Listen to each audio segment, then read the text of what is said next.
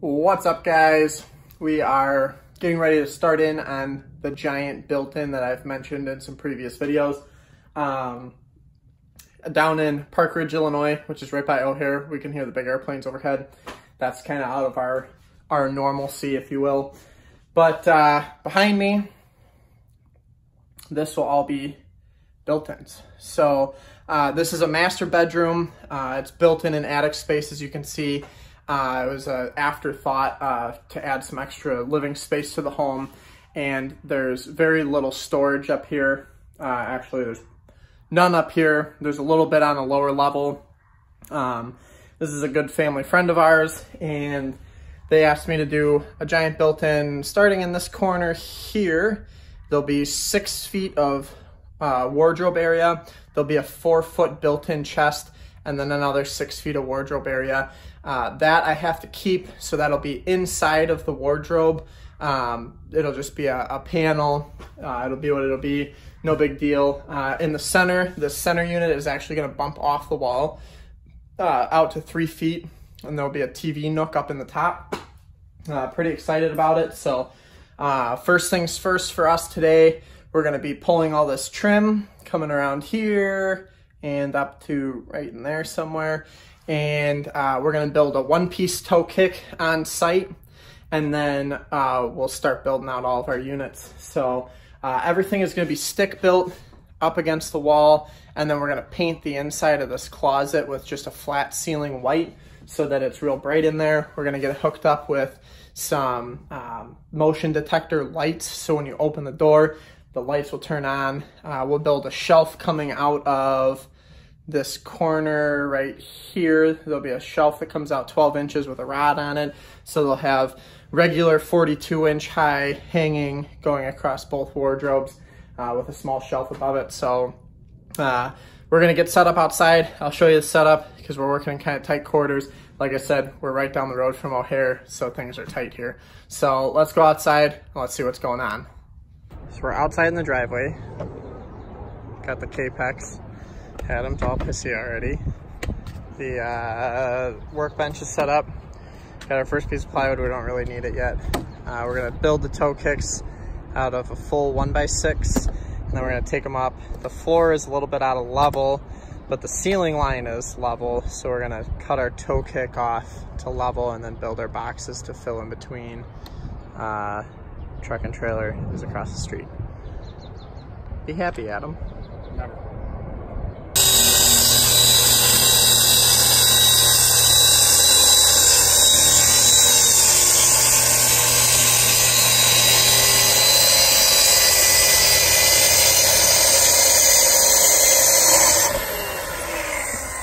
So to get things kicked off, we built our toe kick, we brought it in, we made level lines on it, then we went out and we cut our toe kick down to those lines.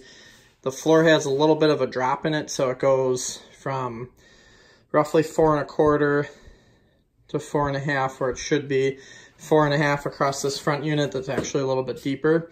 And then it goes from 4 1/2 down to, I think, right 4 inches, might be 3 15/16, I don't really remember.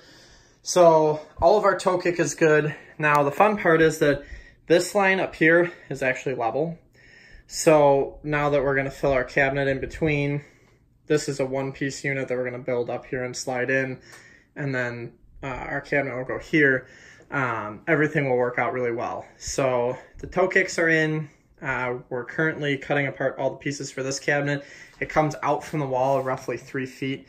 You can kind of see my layout lines there on the wall. So it'll come out a little further than the other ones, and be a big chest unit for storage and stuff with a little TV cubby up top. So we'll get that one assembled and we'll get it installed.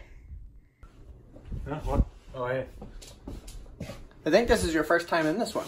What's going on, guys? Oh boy. He's doing an intro in the middle of the video. Oh shit. That's my bad. Alright, so we built some stuff. Let's show it off. Adam Moss. This is me. So lots of really goofy stuff going on. We had the floor, what'd the floor do? The floor had a dip in the middle, right? So the floor went from here, it went down in the middle, and then it went back up at that end. That wall was plumb. That wall was not plumb, very out. What else? There was a big bow on the ceiling, right? Because this back line, I think this back line here, if I remember correctly, was level going all the way across. But then this ceiling has a big bow in it. So we had to lose a lot of stuff in a lot of different directions on this one, but everything is in and looking pretty good. Little door there, we just shortened it up at the bottom so that this access panel will still be usable. What we'll end up doing is we'll put one mount, or one bracket I should say, over on this side for the shelf with the pole. Then we'll catch our studs on this side. On this side we'll just hang them in the studs because there is no access panel.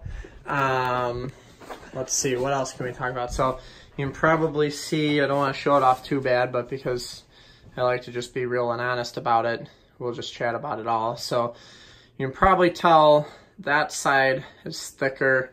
We slowly lose it to this side. So that was a 40-degree bevel cut on the track saw with the track out of whack to keep this nice and level. So once we put our doors on, you'll probably notice just a little bit of growth on that. But we're working in, I don't know, when do you think this thing was built? Take a stab. 60s? Maybe 60s, something like that. So anyway, so everything kind of moved a little bit. You can probably see on this one, it's skinnier at the bottom, a little fatter up top, but it all works, like I said. So everything is tight.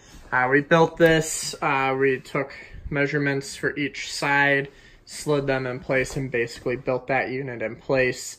I ran some drywall mud on our gaps. We had left ourselves a little bit of wiggle room. We probably could have tightened it up. I don't know, what do you think, a 16th? So we ended up with like an eighth of an inch of gap at the end on that and in the back there. So I ran some drywall mud between the two. Adam needs to go eat now.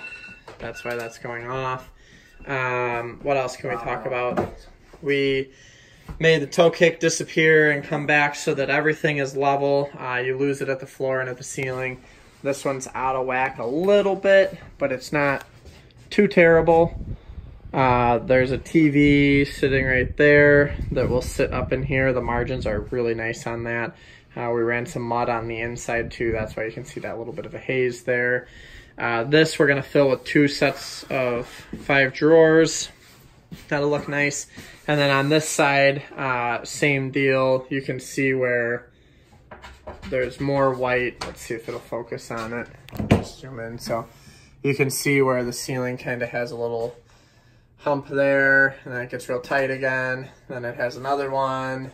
It gets pretty severe, and then it tapers back off to nothing. So my guess is maybe they hung their sheets on this ceiling. If I can back up far enough, I'm guessing that they hung their sheet 4 foot wide this way because there's their tape joint there, and then there's a big butt joint here, and that's why you can see. So, but by the time we do all of it, it'll look pretty sharp. I think we're gonna repaint the whole room, just a very nice like off-white linen color or something like that. So by the time we do that, a lot of this stuff will disappear. So that's where we're at. This is the build process. We're gonna get this thing through paint, and then we're gonna get going on some doors and drawers back at the shop, and then we'll come down and do our finish install. Anything you wanna say, bud? Scale of 1 to 10, how good or bad? Was what? The whole build. It was fine. 1 to 10. 10 being super enjoyable to build. A 1 being, why do we do yeah. this? No, it was a good build. It's challenging. It's like go with like a 8.5, 9. Oh, okay. I was gonna say 8, so it was a little frustrating at times, but as we're piecing it together, it's looking really good. So that's all I gotta say. Thanks for watching. We'll see you in the next one about this one. Signing off.